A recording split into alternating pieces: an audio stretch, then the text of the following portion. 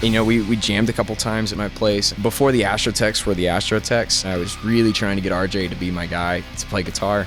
And you know, it just kind of never worked out. Dodged a bullet there. I know. No, plug me in. I have 5 minutes before shift. So I plug in, and it's so creamy. It's so buttery. Everyone's throwing around terms. All sexual innuendos. Crisp, but not too sharp. Yeah. It'll sweet talk you and say sweet nothings in your ear. And I found the best way to lose weight was to starve yourself. And it hurts, but I look awesome. If I had to guess, I would say you share this quality with me. But I'm a pretty harsh critic. Like, I don't like shitty bands. What are those? Ernie Ball 1052s? No, because I think I got 9s on right now. Well, thanks for having me on, man. Yeah. I like the casting couches. This is cool. Right? It's very leg heavy, nut shot heavy. I don't know. I love it. I don't know if I like it, but that's what we got. It's playable right now. It's probably the Deperjo here. And then some readings on. It's impossible to keep up with.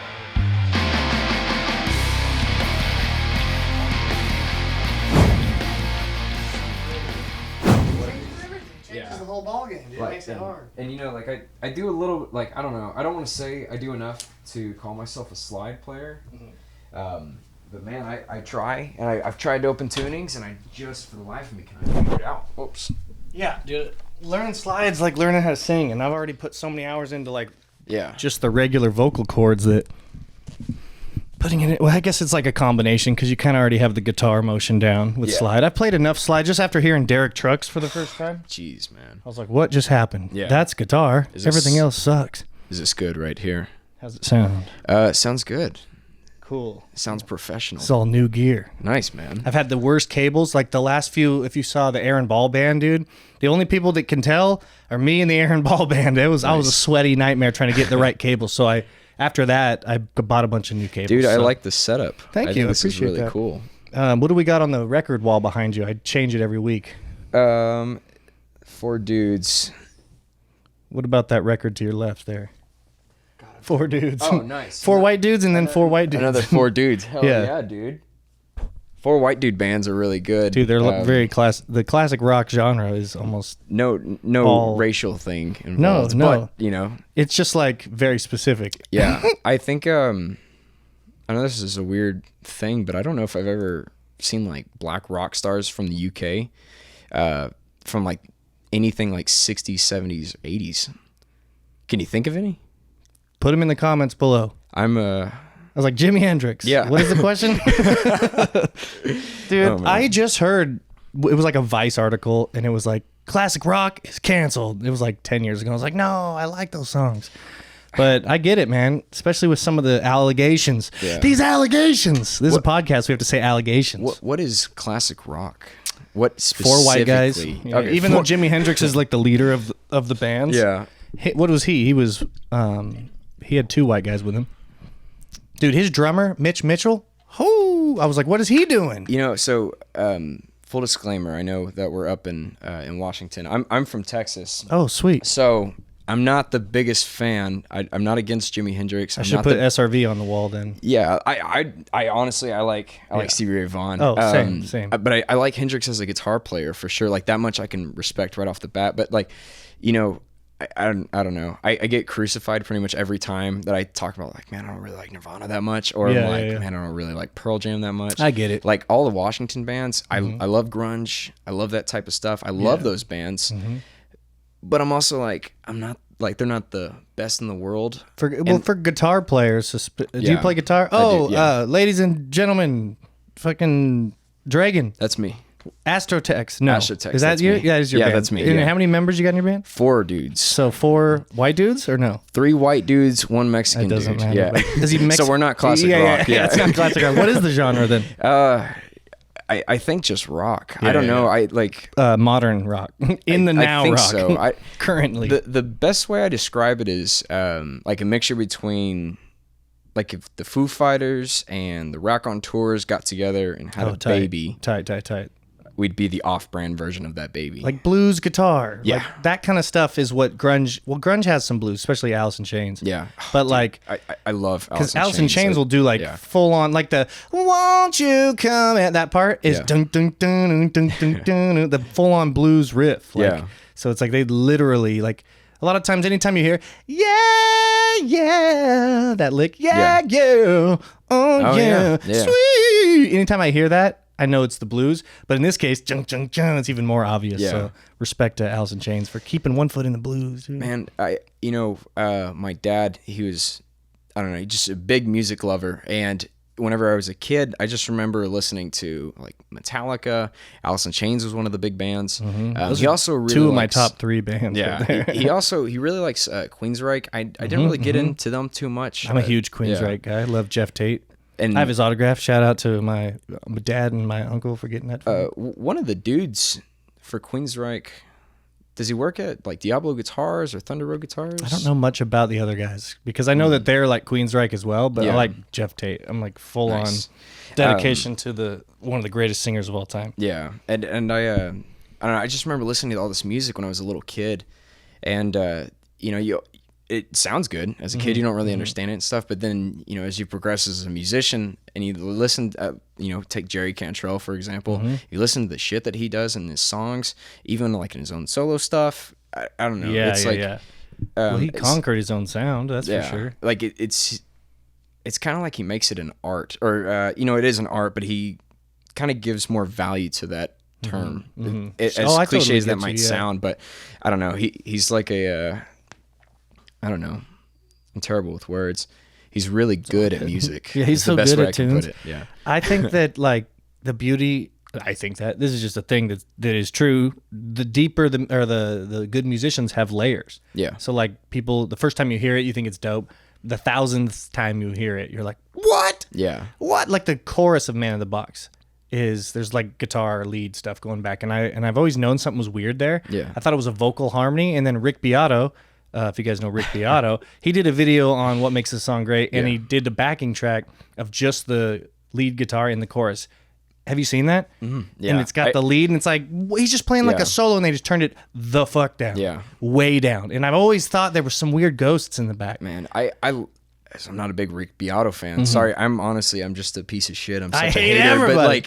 But man, some of those things, like the videos that he'll do breakdowns, and I'm a huge Queens of the Stone Age fan, and so whenever he did No One Knows, I was like, oh, I watched that immediately. I love that format. It's an addicting format. Just breaking them down. Even though I was putting all the nasty chord names behind them, I love it. I was crapping on him just a second ago, but I don't know. Rick Beato's YouTube videos really kind of helped me as a musician, just kind of focus in a little bit more. Like when you're listening to music, which also for myself, I feel like I've ruined listening to music. Yeah. Because like I'll sit there and I'll analyze all the parts. Like if you hear a tambourine on like panned far left, and then you hear like a far right and stuff. I don't know. Like it's cool to notice those things, but also if you notice that it's like da da da, like it's off like a syncopation or something like that, you're like fuck, and then like like if you notice, I can think of a few things off the top of my head. And then regular people that don't do music stuff, they'll listen to it and they're like, man, I don't hear anything that's wrong, and I'm like, maybe I'm just crazy. Yeah. And no, there's I don't know. There's I shouldn't call it out, but there's like a song. It's a Garth Brooks song. Amazon Music. Go to Amazon Music. He's the only place you can find his music is Amazon Music.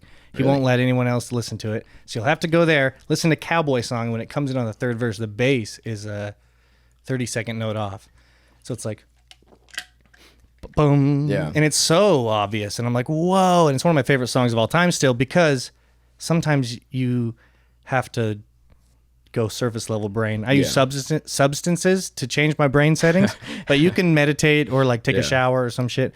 But like if you're like totally chill and you're just down for the night, there's ways to turn off the analytical mind, and it's hard. But it's hard being it's hard trying to stop being a musician. Right. Well, especially in like writing your own songs. You're like, oh, I don't even know. It doesn't sound like music to you because it's your own. It's like when people hear their own voice in the headphones, like we're used to it, so there's no effect. But most people are like, oh, I don't like the sound. To me, this is what I sound like. It sounds exactly the same right now. There's no difference. I've adjusted my brain to know that I sound like a damn nasally Kermit the Frog, but also with a little bit of baritone. Like I know what my voice sounds like, and it's whatever. But I lost my train of thought. No, you're all good. Yeah. I have no train of thought. That's right. So you can never lose it. That's so smart, dude. Just like a drone of thought. Yeah. I was thinking on the, not being able to stop being a musician. Another hard thing as well is like whenever you're listening to your own songs and it's all quote unquote said and done. Yeah. And then you're like, oh, shit. Like uploaded to DistroKid and everything. Yeah. Oh, my gosh. Yeah. I don't listen to them anymore after that because there's going to be stuff. I try not to listen to my own stuff after, like whenever it's in like the baby stages, you're like, oh, my God, this is the best song I've ever done. And then you start adding more stuff onto it and you try polishing it up. Right. And then you're like, man, I'm just polishing a turd. And your brain changes and then you keep trying to do more polish and then eventually you've got there's a million ways you can go wrong. Yeah. I hate being, I feel like I'm a good fan of myself, but I'm also a terrible critic of myself, but maybe that's a good thing. That's how I think everybody I try to keep myself honest. Yeah. Like the problem, not the problem, but like I kind of do that too, but like I'm good in some ways. Yeah. In some comparisons. Yeah. But then I'm like shit in reality, objectively shit if you put me in the big leagues or whatever. You know what I mean? So I can be super like, check out all my awards and my medals, like, and look all my guitars and my cool songs. But then I can also be like up at night being like, what am I doing? Yeah. So, there's so many. That's kind of how I felt, being from Midland, Texas, it was kind of a small oil field town and there wasn't really much music stuff going on there. And so, towards the end, whenever we were about to move up here, where I was as a player, I was like, okay, you know what? Fuck yeah, I'm ready to take on Washington. I can do it. Having like barely any experience doing any gigs and stuff like that, leaving Texas, and then coming up here and, man, holy shit.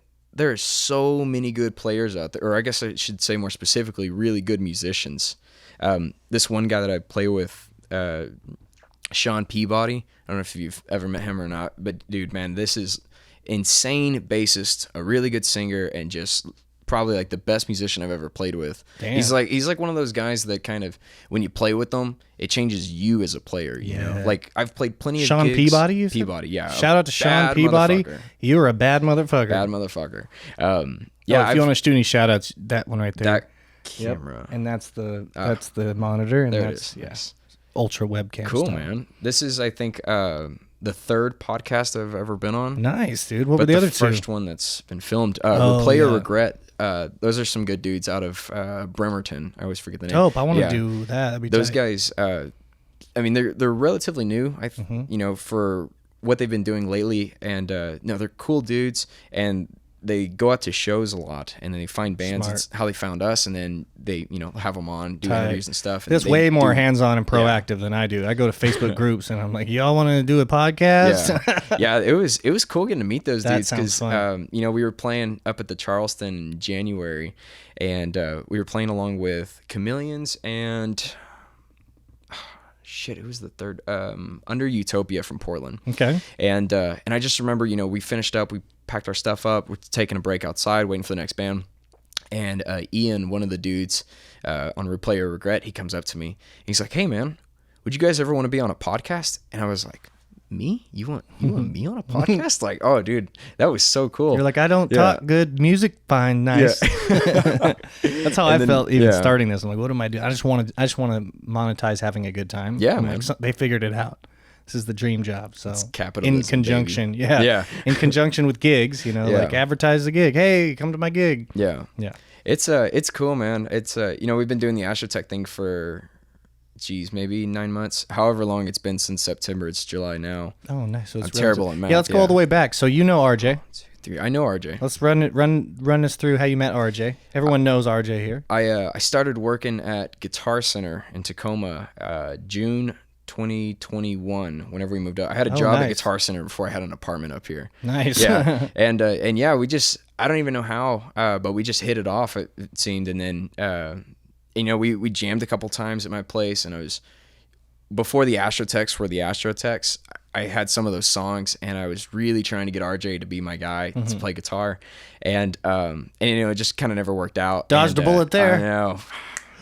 Lucky you, dude. God, as soon as you started saying that, I was like foaming at the mouth. He spit that one out. Yeah, just kidding, RJ. I love you. But you did dodge a bullet there. Yeah. You would have never shown up. Oh Just my kidding. gosh. I love you, but it's true. But yeah, no. Yeah, I mean, we would just hit it off. I mean, we were into the same bands. We were into the same guitars, Gibson stuff, you know. We could always nerd out about I that should have type known of right gear. away. Yeah. You were guessing years and stuff, and surprisingly accurate. Yeah, we've been texting like off and on all day about Today? Yeah, about Oh, okay. So he hit me up this morning. All right, and, good. And we were talking about because I'm gonna pick up a What's Les he Paul doing custom right now? really soon. I have no idea. You should call him. Right you should now? Get him. Yeah, call him. Get him on this podcast at least to. What were you saying about though the guitar? Yeah, we were talking about getting a custom, or I'm getting a custom hopefully this weekend, and we've just been nerding about guitars, like just sending pictures of guitars to each other all day. Yeah, let's ask him about that guitar. I want to hear his thoughts. He won't answer probably. Probably not. There's like a strong chance he won't answer. Set that right there. Lean that on the couch. There we go.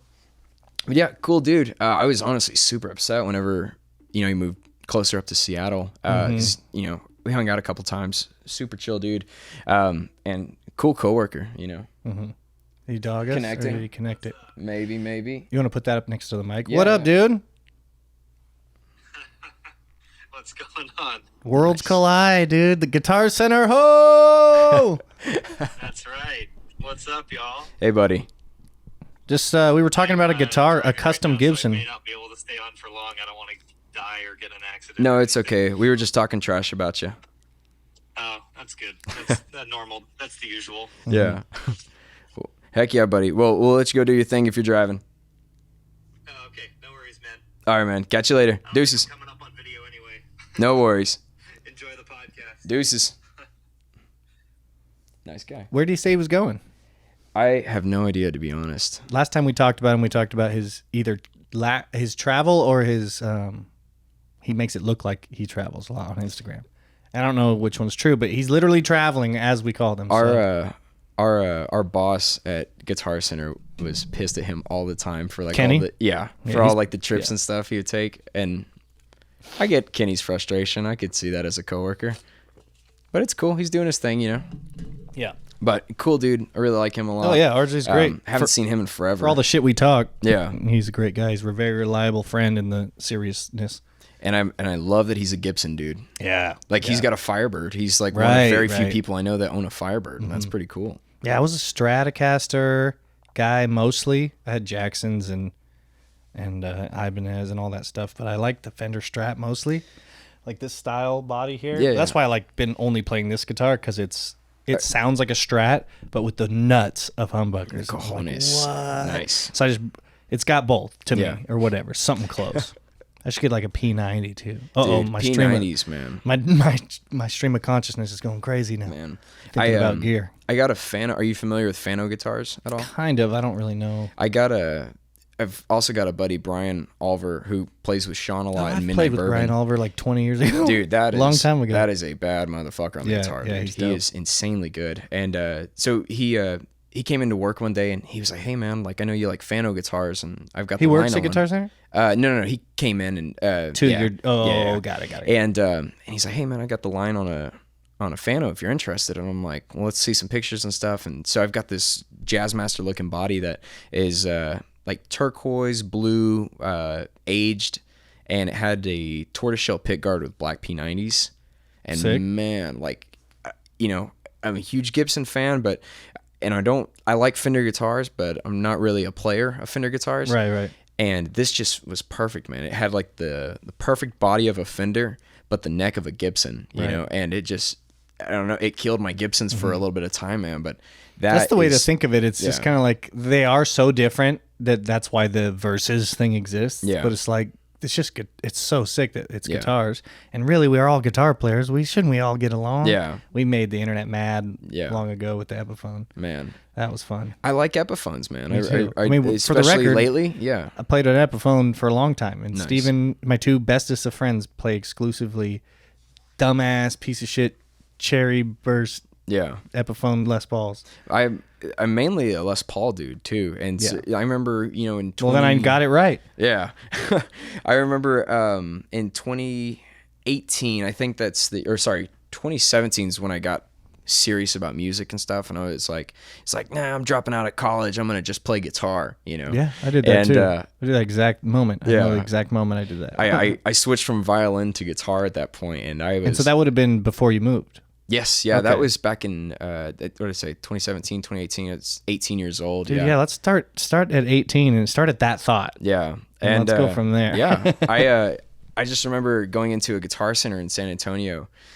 My life really just revolves around that company. But sure, I get it. I just all remember, of us probably. Yeah, I remember just going in and I got an Epiphone Les Paul, and I got a Line 6 Spider 530.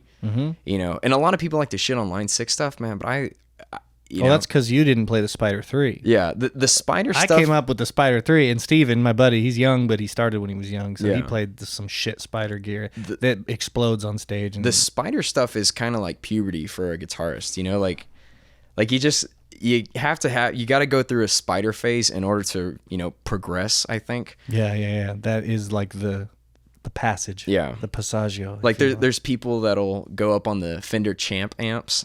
Yeah, you can go or the Mustangs. The Mustangs, they're good. I really like. Yeah, I think those could sound great all day, man. Yeah, Micro Cubes. I have a million of them here. Oh yeah, back in the day, those were the shit. Yeah. What's the best little one now?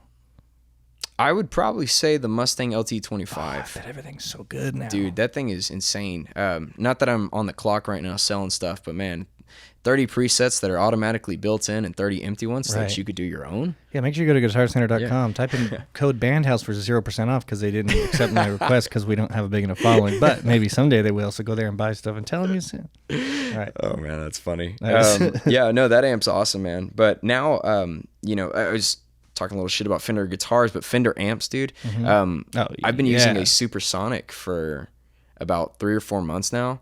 And dude, I've exclusively used that since 2012. Dude, that is the shit. Yeah, that is. I spent $1,000. I just bought my 335, which is right there. Yeah, and that wasn't cheap. And then Bo Noise, shout out to Bo. He was like, "Dude, you got to play this amp, but you're not gonna want to play it." I'm like, "What? No." And I knew immediately what he meant. I'm like, "No, plug me in." I had 5 minutes before shift, so I plug in. And it's so creamy. It's so buttery. Everyone was throwing around terms. Buttery, creamy, just crisp. All sexual innuendos crisp, for but not too sharp. Yeah. And it'll sweet talk you and say sweet nothings in your ear, and everything's so nice. So I immediately put it on layaway and bought it within like a week. And I still have it, and it's in the back room. Yeah, I love my Supersonic so much. I bought the Pro coverage. That's how much I love that thing. Wow. Yeah. How many years did you get it covered for? I got the 2. So it'll cover like a tube job or no? So anything that messes with like the playability of it and stuff. Drops, cracks, spills, you know, any of that stuff that messes. And I always say also the functionality. Right. Tubes. But yes, Supersonic, badass. But I've had the same tubes in it forever. I need more reverb. Yeah, my reverb tubes pooped out, but other than that, man, glass pooping, huh? Yeah, that's something. It's a rough situation when you plug it in. But the tone. Have you ever played through a 2-rock amp before? What is it called? 2-rock. Like 2-rock? TWO-ROCK. 2-rock. Dude. Sounds like First Act, but up. Oh, man, those are... Boutique? Yeah. I don't remember where they're based out of, but there's models like the Bloomfield Drive, the Classic Reverb. They just came out with a new one called the Vintage Deluxe. And, dude, I love the Supersonic, but this is on another level. Like, this is the best tone. I've never met anyone who has played the Super or like uses it like as their main amp. Yeah. So your tone and my tone, and a blues guy, we probably have similar tones. So I probably need to go buy that amp right now without even playing. You're gonna have to like sell everything in this room, dude. Those I think, how much is it? I don't even know what they are brand new, to be honest. But I see like 100-watt amp heads with like vertical 2x12s for $7,000. Some like are you familiar with Joey Landreth? Oh, dude. So. All right, Derek Trucks, amazing slide player, love him. Joey Landreth, for me, I think is the best guitarist alive, and he's a slide player. I don't even know that name. Yeah. I'm doing you a favor. He's slide as Derek Trucks, like pretty much only slide, or he can do shreddy. He plays on his pinky, so he's able to do a lot of jazz stuff, and he does a lot of playing behind the slide as well. And he does. Interesting. He plays an open C.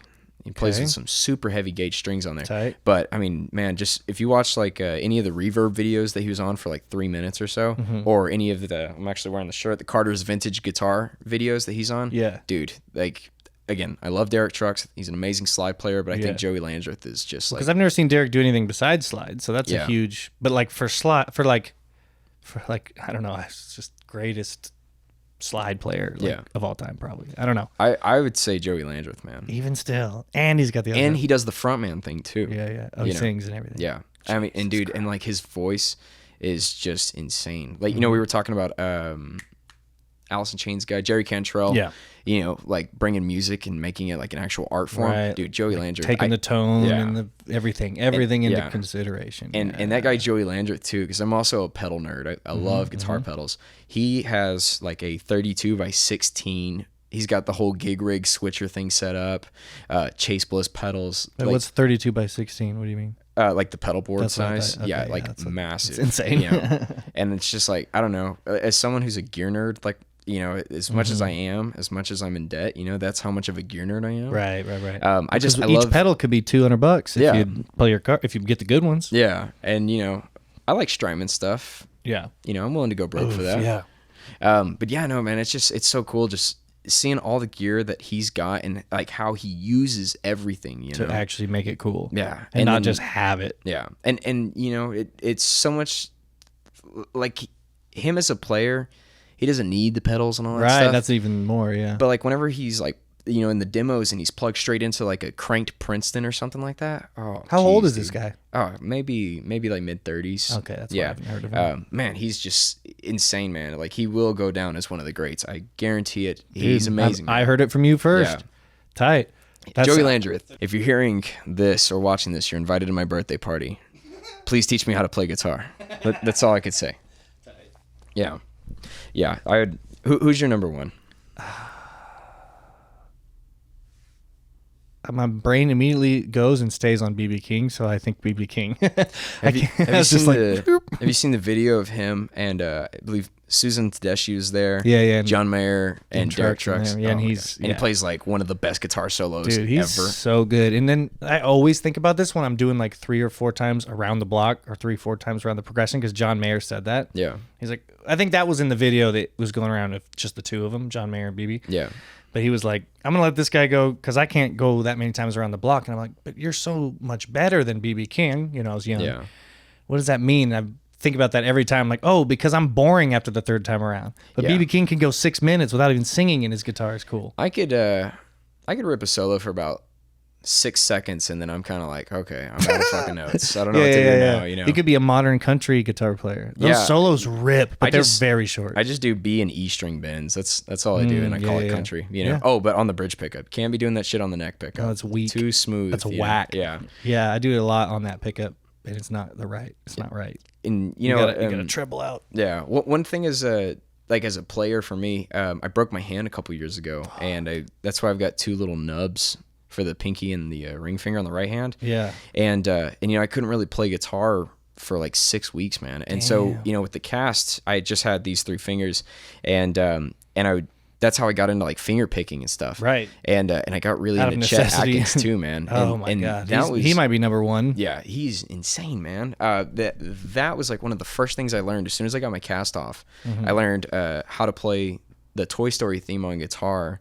I learned how to play like Mr. Sandman, The Entertainer. All the shit that comes correct. Yeah, and a lot of stuff. Yeah, a lot of 4-note chords. The type of guitar playing that was before 40s and 50s. Right. You know, like I'm a huge fan of like ragtime music, dude. Tight. Yeah. Man, I could dance hard. I've been getting into bebop for like it's been like the last 2 or 3 years. I've learned like 4 to 6 songs. Nice. And like to where I could play the head every time it comes up and kind of improvise over it, but it's just a journey that's going to be endless because my solos are Yeah.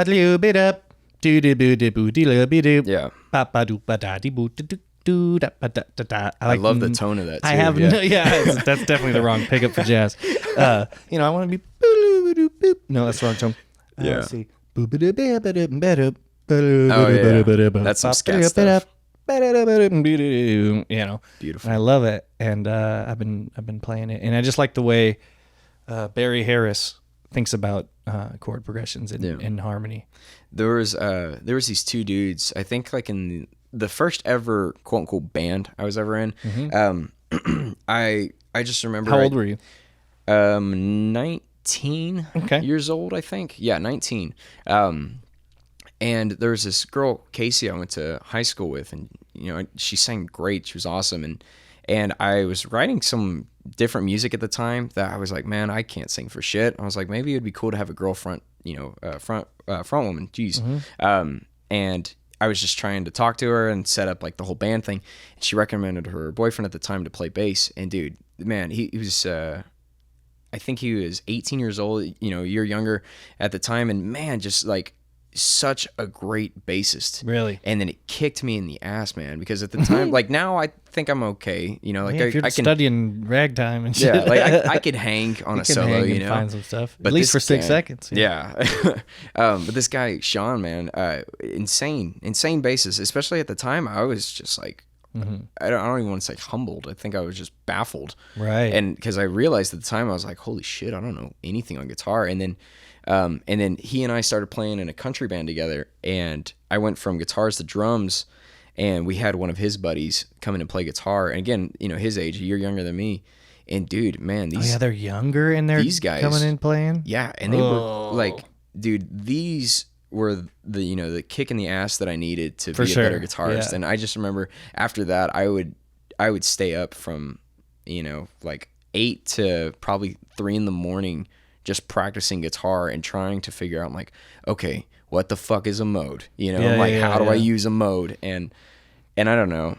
And I think now, 5 years later, now that I do rock stuff and I just like hang on the minor pentatonic scale, I'm like, who cares about that shit anyways? Right, yeah. My uncle always had a theory where it's like you have to learn all that shit and then forget it. Yeah. And it's like that makes a lot of sense. And I don't know, that actually, I'm glad you said that, because now when I think about it, like if anybody ever is watching me solo and they ask questions about it, I'm like, I don't know how to explain it. But like you couldn't do that without the learning, probably. Yes, and like mainly just actually what you play. Yeah. But also the way you think about it. And as you get older, and like I've been playing for like 20 years now, so it's like I can't just keep trying to get faster. Yeah. I can, and I will, because it's fun and dope. And I watched Paul Gilbert this morning, and I was like, fuck, he's still good. Man. And he's like, I don't really practice about speed or all that. He's more into slide nowadays. But anyway, he's still gnarly because it's muscle memory, and that's all cool. But I like, how can I think about it? How can I conceptualize a solo differently? How can we phrase it? Phrasing's a big term, trigger term. People love throwing around phrasing. Yeah. Target notes, all that stuff.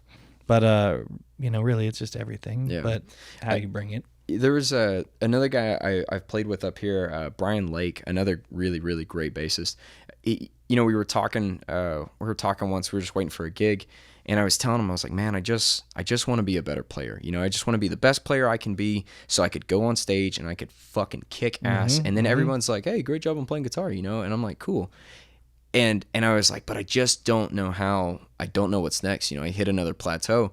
And he was like, dude, just remember this. Like, you could go up there and play however many notes you want, but if you're wanting to get good at improv, you're not going to just come up with something, the next best amazing thing, It's like, you got to, like, you're not going to improv stuff you don't know. Right. You're only going to keep repeating the shit that you've known already. And you got to find a groove. And I think that if you find a good practice to gig, like style, like where the stuff you practice comes out in your live show like 10%. Yeah. So like for me, I'm playing jazz live, right? And I'm doing a lot of just rehearsed stuff. But remember that thing where you're gonna try to start on offbeats more? Yeah. Start thinking about that, and I'll start thinking about it, and it'll suck. But then I'll do it right once, and I'll feel very accomplished, and then go back into thinking about the chords and whatever the flow. When I do the Astrotecs stuff, like when I'm playing live doing that. Excuse me, sorry. Oh, yeah, we even got to the Astrotecs, but we're still in order. We've done the guitar, the first band. We're on first band right now. Whenever I, whenever I do Astrotech gigs, when I'm soloing, most of the stuff, since I've written it, most of it's just kind of what I've recorded with some embellishments here and there. But whenever I get to sit in as a country guy, because I play for this dude, Cody Bartell's Evergreen Playboys. Tight name. I really like. At first, I was kind of like, and then I was like, you know what? That's kind of badass. You're a playboy now. You are a playboy. That's tight. And you're evergreen. Yeah. And for that project, I get to just kind of sit back and just focus on guitar. Yeah. And so that's when I'm thinking about stuff. I'm like, what if I try and yes, do like, exactly, totally, like do like weird bends because you're not singing and we're doing rehearsed songs. Yeah. Well, you rehearse songs, but they'll be like do a verse. Yeah. Yeah, I like that. Yeah, cool. Those are honestly, and I love doing the rock Astrotecs stuff, but like I was saying, that guy Sean, whenever he plays with us and the Evergreen Playboys project, I mean, there's gigs that we'll play, and it's just you'll look at each other, and it's like, okay, you go first, and then you solo, and then you look at him, and then I'm like, okay, hey, you go. And then he plays the best fucking bass solo. That's the way ever. to do it. I feel like it's so much more fun. There's a little more anxiety, which is like being on the fly. Yeah, and you play different live. Like another phenomenon is you could practice 1,000 hours and then step on stage and literally forget it all. Yeah, it's so weird. Yeah. So now it's like, okay, I'm doing 100 gigs a year. So now I'm practicing consistently, or however many people do. You know, what I mean? And what's another really cool thing that I love, I like to practice. Other than the Astrotech stuff, I have hardly done any like band practices. Like I've been fortunate enough to stay busy enough that if someone hires me for a gig, I can just show up and we can play. That's good to know, dude. That's good to know. And I was playing for about 10 months. I was playing for this guy Dakota Poorman, and and we practiced maybe like 3 times when I first joined the band, and then never practiced after that. Right. And we would just like, he would send us email, hey, we've got a gig this date. I'm like, cool, I'm there. And then just repetition, and I have all these songs down. The last band I asked, awesome. where do you guys rehearse? Do you live close enough to rehearse? And he goes, what's rehearse? And I literally was like, I just mean, I get it. Yeah. Because that's pretty much adults. Yeah. That's like you just asked, do you wear a condom? It's like, no, I'm a goddamn grown adult. No. Yeah. Maybe it's not a great metaphor. Yeah. It's not a perfect metaphor. It was on the fly, though, and I said it. But yeah, it all kinds of stuff. And as far as practice goes, I'm in a band where I just play guitar, and we practice if we have a new member. Yeah. And then we do the gigs. Yeah. Whenever we do the Astrotech practice, and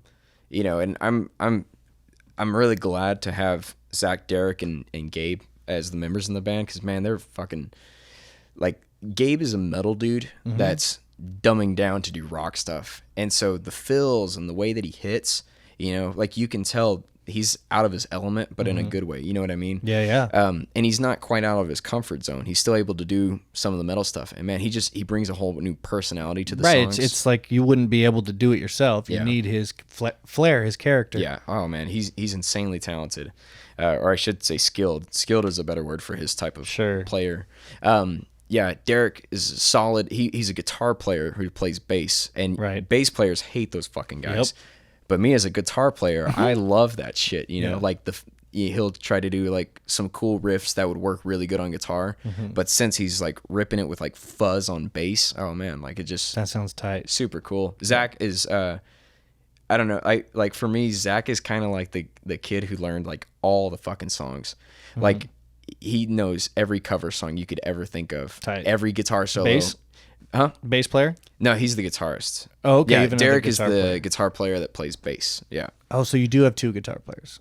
Yeah, me and a Zach. Fuzz riffing guitar player. Derek plays bass in the band. But yeah, I pretty much do like the lead guitar work and the frontman thing, and then Zach also does get to do some lead stuff, and like I don't know, Zach is just like rock and roll. I think he says he's grunge, but dude, I think this guy would be perfect for the 70s, honestly. Really? Yeah. That's like awesome. his type of like how he plays the guitar. Yeah, the energy that he brings. His soloing, his riffing, I think it's fucking really badass. That's cool. But yeah, no, it's fun getting to play with those guys, man. They're fucking. Well, yeah, let's take it back to when you moved here and you started a band. Yes. Let's do it from there. Yeah. So that's the band. Those are the guys. But how'd you meet them? How'd you come in here from Texas? I moved up here in June 21, like I said, and I met Derek maybe in October of that year, and he was just a customer that came in, and I was liking the shit he was playing. It's like 2 years ago. It's like still COVID-y. Yeah. Times still suck a little bit. And I don't know, I told him, I was like, hey dude, you should come over, we should just hang out sometime. And then we started playing with some dudes, and that first band that Derek and I did together, I was honestly like, I fucking hated that. I hated going to practice. I was like, it just like none of the energy was right, you know? And that's okay, you know, because it worked out later. But at the time I was like, you know what, fuck it, I'm gonna just join other bands, I'm gonna stop trying to do my thing. And then I started playing in Sevelin, which is Princess the singer, she goes to school in Boston, so we don't really have that much time to play, but we just started playing together this summer again. And man, crazy good singer. And then another guy, Daniel Hope, was playing drums. I don't know if RJ's ever talked about him. I don't know. Daniel Hope is like, in my opinion, he's up there with Elon Rubin, the guy who drums for Nine Inch Nails. I thought you were going to say Elon Musk. I was like, damn, this guy's influential. Yeah, Holy Daniel shit. Hope, he's a crazy good drummer, and he also builds electric vehicles. He's also on the moon. Yeah. And he's like on the level of Elon Rubin, and I would say like Ben Thatcher from Royal Blood, if you listen to them. Yeah. Royal Blood. And he's fucking awesome.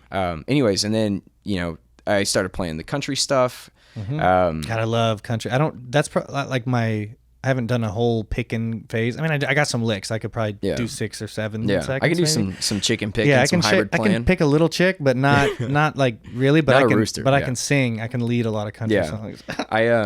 And you know, when I started playing for that Dakota guy, I got to go on my first tour, which is super cool. Oh shit! And it was only like, you know, the first week we just did Washington, Oregon. So you've been here for how many months before you're doing tours now? You've been having an apartment? About 11 years, yeah. Where'd you find an apartment? In Tacoma? Yeah, Tacoma, like really close to Guitar Center, like 4 minutes away. Yeah, I got to go on tour with Dakota. That was a really cool experience. And whenever we were there, you know, we got to stay at his manager's place in Missouri, and we saw a show the first night we were there. Like, we just landed, and he took us out to this venue that we were going to be playing at the following week. And I don't remember, I think the band's name was like Elephant Foot or something like that. And sounds like a Seattle band. And I was thinking, I was like, man, these guys would be perfect for that. But man, they were such a great band. And the first thing I did whenever we got back to his manager's house is I just went to the room and I grabbed my guitar and I started practicing. And, you know, some of the stuff that we have for the first EP that we put out is stuff I came up with whenever I was on tour. Cause I just, you know, it was another one of those like kick in the asses where like I just got into high gear and I was like, okay, fuck this. Whenever I get back, I'm going to be doing this shit. And yeah, we got back and I just focused on recording the songs. Cause for me, the best way to get shit done, the most efficient way for me is, have the songs done, send them to the band, have them learn the songs, bring it back to practice and polish it up. Yeah, that sounds like a good way to do it. That's how I like to do it. I'm also a terrible person when it comes to working with other people. Unless it's on their stuff. You know, if they're like, hey, what do you think? I'm like, I could do this. But sure. if it's my stuff, I totally you know, feel it, yeah. I hate being an asshole. I don't want to be. You Yeah. know? But anyways, there was this guy, Austin Kaplinger, who was playing drums for us originally, and he and Derek are pretty tight. And so he was like, dude, you should have Derek play bass in the band. And I was like, man, we didn't really hit it off the first time, you know? Oh, right. It's a different group. And he was like, dude, it's going to be cool. Just like we've got our own practice space and stuff. And so I was like, all right, fuck it. I'm like, you know, Derek, do you want to do it? And I sent him the songs and he was like, dude, I really like these songs a lot. And I was like, no shit. That's what it takes. And I was like, okay, good songs. first step, you know? And Zach and I, we were working together and, I don't remember how. I just remember being at work and I was like, dude, we should hang out sometime. You should come over and, you know, I'll show you some of my gear. Yeah. And I was using it as kind of like a way to ask him to join the band and stuff. Well, yeah, dude. You don't ask the chick if she wants to. Yeah. You know, you got to be like, hey, you want to watch a movie? Yeah. Yeah. And so I was showing him some of the songs and he was like, man, this is cool. This is really cool. Yeah, and I was like, well, hey, so you want to join the band? You know? Yeah. I was like, you should come play guitar for me. Yeah. And he was like, dude, honestly, I came over here hoping you were going to ask me to join. And I was like, fuck yes. Like, lovely. Worked out perfect. Lovely. Yeah. And yeah, we just practiced and we started playing in September of 22 and then had our first show in October and we've just kept the ball rolling. And then how often do you play? We try to do at least a gig a month. If we can do 2 gigs a month, perfect. Sweet. Yeah, that take a seems week great. to gig, next week clean up, next week gig, next week clean up. It's repeat so the much work. process, you know? Even it doesn't probably sound like it, but or at least maybe to some people. To me, when I doing this for so many years, every time I'm like, oh, it won't be that much work. And it's always so much work. It's always exhausting. so dude. much work. Being a musician, It's and what like the hell? like we don't have it as a musician. We don't, or as a group, we don't have it that bad, Right. But We don't have to whenever work we that do hard. gigs and like stuff, we don't have to actually do hard work. Yes. It's just what's hard is the package deal. Yeah. The inconsistency. I played three duo shows with Cody Bartels last week, Thursday, Friday, and Saturday, and working Friday and Saturday during the day, hauling ass to the gig. Dude, on Sunday I was exhausted, man. Yeah, just that's like tough. And I in the grand scheme of it, it's really not that much shit I'm doing, but holy fuck, man. Right. Like in the span Again, it's of, whatever perspective you're talking Yeah. about. It's like we're not actually doing labor jobs. I just remember like sitting on the couch on Sunday But morning, and it I was can just be like, exhausting. like, Well, fuck, because man. half the time we're not working, Yeah. or way more than half the Yeah. time we're not actually doing the job that we're skilled to do and Yeah. paid to do. So I don't work out. I should work out. Me neither, dude. 'Cause, like I drove by the gym today. I thought about it. I think I do that every day. Every time I drive by the gym, I'm like, fuck you. Like, I drive by, I'm like, I'm a piece. Oh, you piece of shit. yeah, Dirty bastard. I used to, now that I think about it, man, I used to love working out when I was a teenager, and it kind of stopped around the time I started playing guitar. Now that I think about it, and Yeah, that makes sense. and then when I started dating my girlfriend back in 2019, I was about 170 pounds, and in a year I was at like 210 because I got comfortable and I put all that love weight on. Dude, and holy shit, that's a lot. 210. I feel like. she cooks pretty good, so Yeah, I was like, all right, you like have to this do is the cool. work, Yeah, yeah. I'll allow it. But Yeah. now I'm at like 168 or so, like Nice, back dude. pretty much to where I was Like when an I started average. I dating. think that's Yeah. what people are supposed to weigh. But Yeah, I found the best way to lose weight was to starve yourself, and it hurts, but I look awesome. well, and it works for the job, the musician job. You save Yeah. money. Oh, you and- can buy those pedals instead Yeah. of those fucking. On the tour, that's whenever I was fucking drinking. What band did you tour with again? I missed Dakota that. Poorman, yeah. Okay, so that was And- Dakota Poorman. yeah. And how long was it? The tour in total was about 3 weeks. We did one that was that's up here, gnarly. and then 2 weeks down In a in van? Midwest down to for the first week, yeah, and then cars. and then the second one we had to rent I guess it's still technically a van, but like the Ford, you had to get like the different Mercedes vehicles. Sprinter looking van. That's a yeah. lot of work. Oh, dude, and there was 5 dudes, and there was a fucking dog on tour too. That was How something. big of a dog?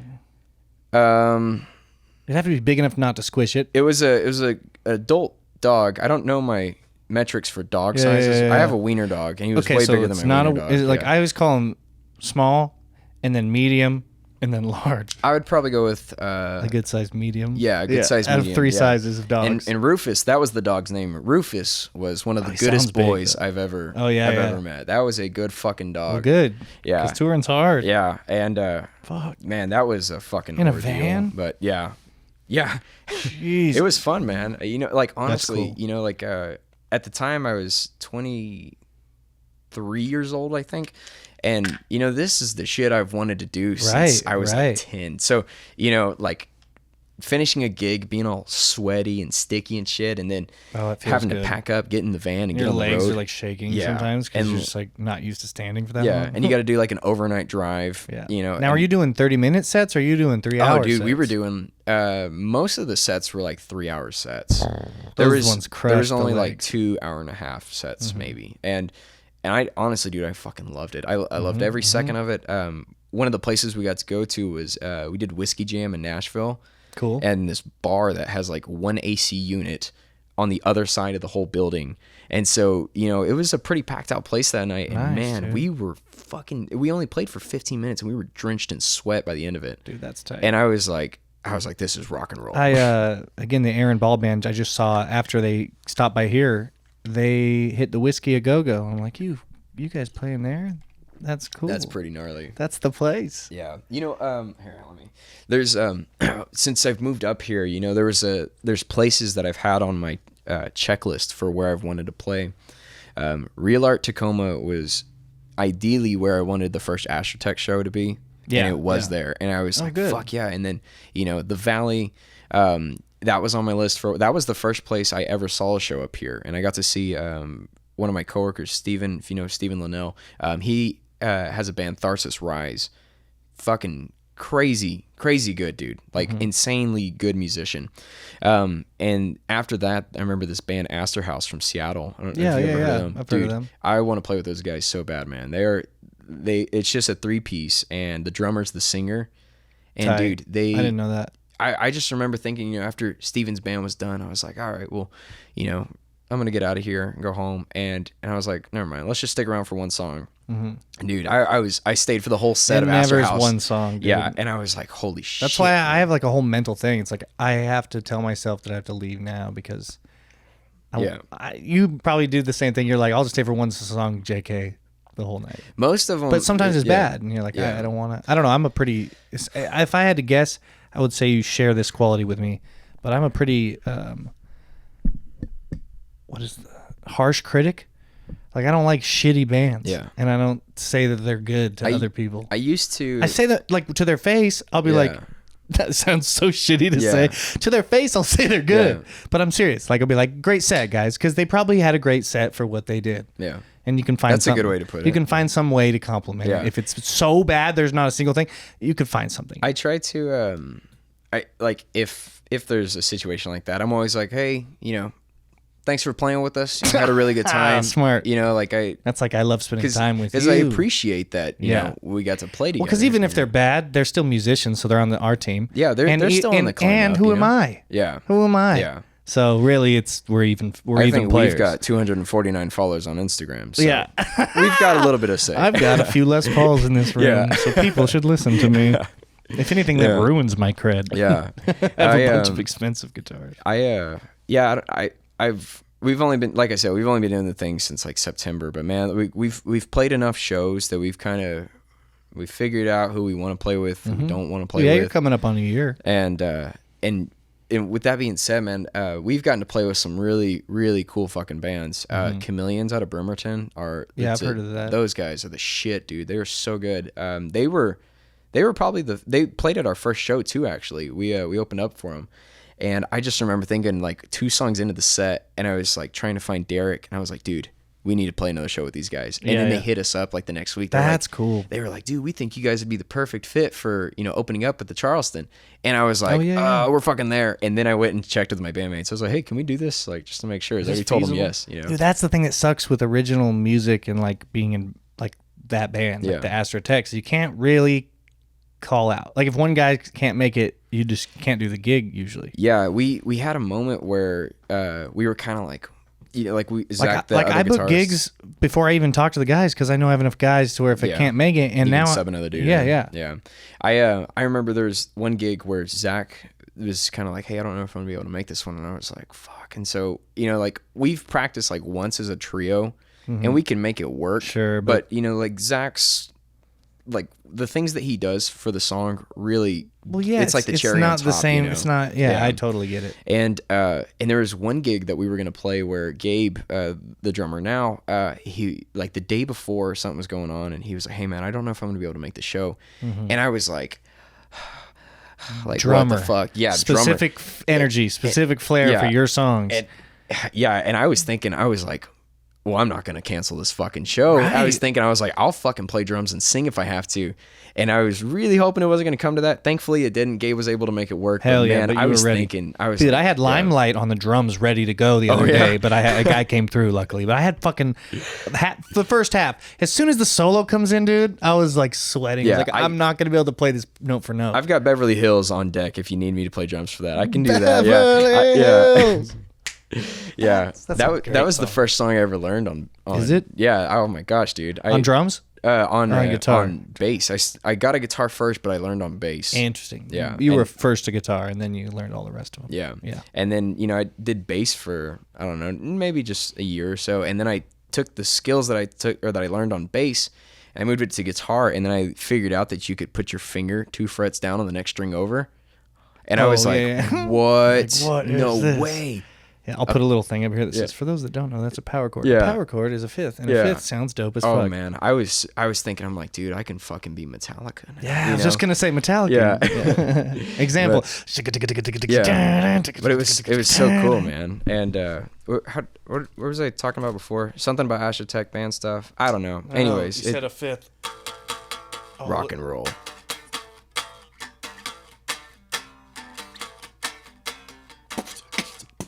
Fuck yeah. I mean, that's rock and roll as fuck. It's like Judas Priest. Gnarly tone, too. Yeah, and the tone on this guitar is great. What are those? Ernie Ball 1052s? I think. I'd be a son of a bitch if I was right. No, because I think I got 9s on right now. So if you wanted to make another guess. Well, thanks for having me on, man. Yeah. My hands started to hurt. Yeah. That guy Cody that I've talked about, he plays an E standard and he'll put like, I think he's had 12s on before. And I'm like, dude, what the fuck are you doing? I did my SRV phase. Yeah. I feel like I've put in the dues. I'm putting 9s. I'm like, well, BB King was like, why are you working so hard? He had like 8s. Yeah. Right? Steve Ray like Vaughan, Billy Gibson. He runs super low strings too. Yeah. They all have like little butterfly. And I was like, okay, let's just try it. And I tried it and I recorded with it and I couldn't tell the difference. So I was like, let's go. I really like 1046s. I think. No, those are great. I use those for the 335 for jazz. Nice. A little bit more. Do you are you flat wound, round wound? I do round because like I play blues on it too. Yeah. So. I've been using the 1046 Paradigm Ernie Ball strings for any of the gearheads. The black with the outline on them. Yeah, baby. Dude, man. Is that coated ones or no? Yes. Okay. I forget. They're awesome, man. And I love the elixir They're the gooder too. ones. Yeah. They're the goodest strings. Goodest indeed. Yeah. I've been using those for a while, and I just started using the classic rock and roll Ernie Ball. They're still in the lime green package. Yeah, they're like a little more yellow lime. Yeah, I'm not a big fan of those, man. Yeah, I don't know what they are. What's the deal with them? I don't know. I put them on my R8 like last week, took it to one gig, and they're already fucking toast. Yeah, I remember them being on the wall, but I don't remember ever selling them to anybody. Don't. Because just get the 1040, just get the regular, or the Paradigm. I fucked up. Or I want to shout out Diodario real quick, and not for their strings. These cables are the only ones I've found that sound this good. Like, just like, not that, I didn't try that hard. Yeah. Like, I didn't spend that much money on them, but like, they sound great and they work right away. So. You know, I'm not a Diodario string fan, but everything else Diodario. What else do they do? I had no idea they did anything. Tuners, they do all the parts, adapters, all those accessories. I'm not a big fan of their pedal boards. I should have added that as well. I think they're a little bit overpriced. Pedal Train? I love Pedal Train, dude. Yeah, Pedal Train's another one of those like Line 6 puberty things. Yeah. I got a big pedal train and a medium pedal train. I use Creation Music Company pedal boards. Those are the shit, man. Those are really custom with the. Well, you have a picture of your pedal board? I do. Yeah. Yes. Let's see. Yeah, I fucking love. If you send it to my phone, I can put it up. I can in do post. That. Because everybody loves a good pedal board. They do. Mine stays good for 1 second, and then it shifts in when I move stuff around. Dude, I've managed to keep this pedal board for 3 months. 3 months. I've never done that before. Oh yeah, mine's so. I need new tape. I need new tape. I need to write that down, but there's no pen. Yeah. Here, let me let you do your thing. Sorry, I didn't save your contact just yet. Oh, no worries. But yeah, man, gear is the shit. I love pedals. On the board, I've got the GFI synesthesia, and that I don't understand how to use it, but I know that it's a dual modulation pedal. It's called the synesthesia, like the disease, like the thing that makes you see colors or hear colors. I mean, maybe synesthesia. Synesthesia. Oh, yeah. Synesthesia. Yeah. Man, that pedal is the shit, dude. That thing's awesome. I've got the Kingtone Octaland on there.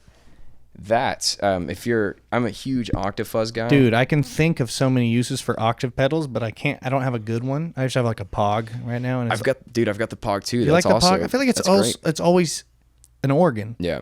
I'm about to update my board though, I'll be honest. Like I said, it's been 3 months. It's been great, but it's time. Yeah. And I'm going to actually take the Pog off cuz I've noticed that I'm not using it too much. It's really cool for like riff stuff, so like Royal Blood, that type of shit. Oh, White this stripe is type sick, shit. dude. This pedalboard's nice and small. Thank you. Yeah, Creations.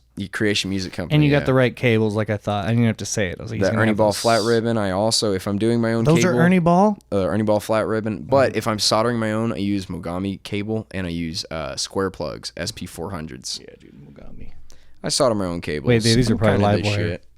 Yeah. Livewire's great. Yeah. Lifetime guarantee. So if your cables ever go out, just take them back to Guitar Center and swap them out. No receipt necessary. Isn't that Mogami as well? Mogami as well. Yeah, But you need your receipt. I got Receipt one. necessary from Mogami. Oh, really? That's fucked up. Yeah. I'm gonna throw that away then. But I love Mogami cables. I'll give you I that use cable this. because you could probably fix it and use it. So I have a broken one. I would appreciate that. And I have Yeah. a million, so you could just. Yeah, It's I'll a take it, BandHouse man. parting gift. Dude, you know what? A broken cable. Here you speaking go. of gifts, I've got stickers and buttons for you. Ooh. Also, Sennheiser, they're lifetime warranty, correct? Do you That I actually don't know. You don't know about that one? For my, I have a broken mic. For my vocal mic, I use out here. You cannot have my Primetone Jim Dunlap pick. Dude, you and RJ are fucking made for each other. RJ's the motherfucker that put me on these picks, dude. He would say you like had a deja vu. You're like, you cannot have my Primetone. I've heard him say that to me so many times. He put me onto these guitar Sick, dude. picks. Thank you. Not that anybody's gonna see this. Look up the Primetone because those ones are the shit. And if it wasn't for my exclusive non-sponsorship to Bog Street, I love Bog Street picks. They're the ones with the hole in the middle so you can feel your fingers and you never drop them. And there's a million different weird, cool things. Nice. They're very seductive and they're very cool. And go to bogstreet.com and type in BandHouse Podcast for 0% off. Someday. That would do something because I know the guy. Oh God! Shout out to Paul. Anyway, if we're wrapping this up, thank you for the things. But if we're gonna jump to one of your songs, which song do you think it would be? Like, which could it be? Should it be? I mean, what song? Stuck in My Head is one that I. So when I'm post editing, I'll do Stuck in My Head. That's a really good song. Mm-hmm. Not trying to scratch my own back too hard. But that's the one you. I mean, if you like your own song, playing that live, man, like that one, like we always have a good time playing that one. That's cool. And like we might fuck that one up, but somehow or another, like if we botch the first half and we nail the second half, that's all you remember. That's fine. That's fine. kind of that's a good mantra to end on too. If you're playing a show, they're only going to remember the last song. Yeah. Like the most of the people. If it's one of those shows, you know what I mean? And we put out another song recently, Gotta Get Away. That one's a really cool one. I like that one a lot. Tight. Right now we are working on a second EP. As we just put the first one out in April. So trying to get enough songs out that, you know, we're keeping momentum rolling and stuff. Sounds like you got some momentum. So yeah, hopefully this helps a little bit. I always talk about the BandHouse bump. It's like 4 white guys probably. Classic rock as fuck. Yeah, we got a good classic rock following. Yeah. We've got shows coming up. I don't know when this is getting posted, but shows coming up July 23rd, Spanish Ballroom. It'll probably be August 2nd this will post. Nice. Which I think is 2 weeks. August 4th, we should be, not confirmed, but potentially, should be at the Funhouse with Trashy Annie, a touring band from Texas. That'll be fun. And then one that is for sure confirmed, August 18th, we'll be at the Valley in Tacoma. Very, very excited for that. We're playing with Honeyed and Here Comes the Hooch. So it's going to be like a really cool rock night, yeah. I don't know those bands, but like I'm notorious for not ever going to shows. You should come out. One of these days I need to come out. We're not going to be the worst thing you've ever heard. Yeah. Yeah. Like and then worst case scenario, you have a good time. I'm just like, cool, man. I'll see you later. Fuck, you know. No, I bet it's dope. And I listen to all the bands before I have them on. Yeah. So I already know you're dope. So thank you, man. Yeah, we certainly try. Like I said, man, I got a really good band. Those guys are fucking awesome. They're great. I love having them on board. And, you know, I'm sure you're aware, like having your recorded music kind of brought to life, or even just ideas brought to life, man. Once it's done, or like done, like, and you can show people and like use it to market and use it to get band members, like, so fun. So good. It's fun, such a good feeling. Yeah, I love playing guitar, man. Check out the Astrotecs guys. Check out whoever in the Playboys when they're doing Evergreen their thing. Playboys. Cody Bartels. Cody Bartels. That's what it is. You threw so many names at me. I'm gonna have a list at the end of this to go through. No, it's good. I'm gonna put all the links of all these artists so everyone can check them out. A goal of mine is to be a center hub for everybody. Right. So if someone's like, "Hey, who's this kind of our goal I'm too. Like, I fucking got you. You know, like, hey, or this guy plays guitar, fucking amazing. You should hire this guy. An important person to have as a BandHouse member, dude. I have really good friends. Yeah, that's what I know the right people. Yeah. Well, thanks for coming on, dude. Absolutely, I really appreciate man. it. This was a blast. You'll definitely have to come back with RJ and Steven. Absolutely, dude. I think thanks for having me. We would really kick it off. Cool. Let's kick it. Boom.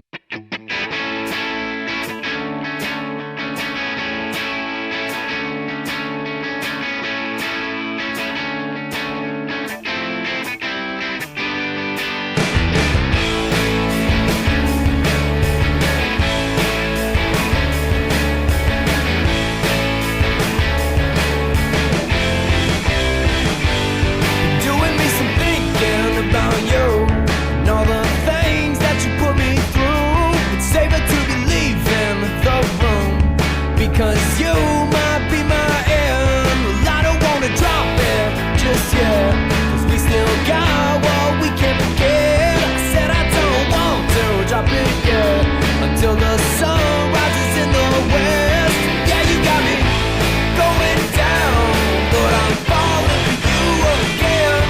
Yeah, you got me running around, but I'm stuck inside my head. I need you to explain what you do, because my head is turning loose. So can't you see what you do to